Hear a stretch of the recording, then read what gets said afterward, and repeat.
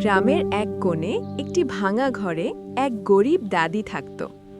একদিন রাস্তা দিয়ে হাঁটার সময় দাদি মাটিতে একটি সোনালী ঘড়ি দেখতে পেল। কৌতূহলী হয়ে সে ঘড়িটি তুলে বাড়িতে নিয়ে গিয়ে দেয়ালে ঝুলিয়ে দিল। অবিশ্বাস্যভাবে ঘড়ি থেকে ঝকঝকে ডায়মন্ড পড়তে শুরু করলো।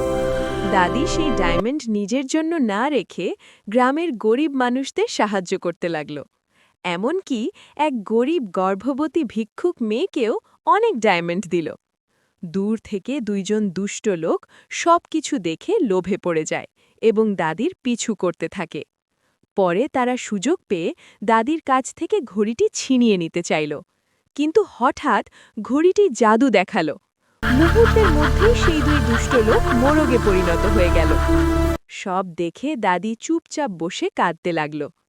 দাদির কাজটি যদি আপনার ভালো লাগে তাহলে দাদিকে খুশি করতে ভিডিওটি লাইক ও সাবস্ক্রাইব করে দিন।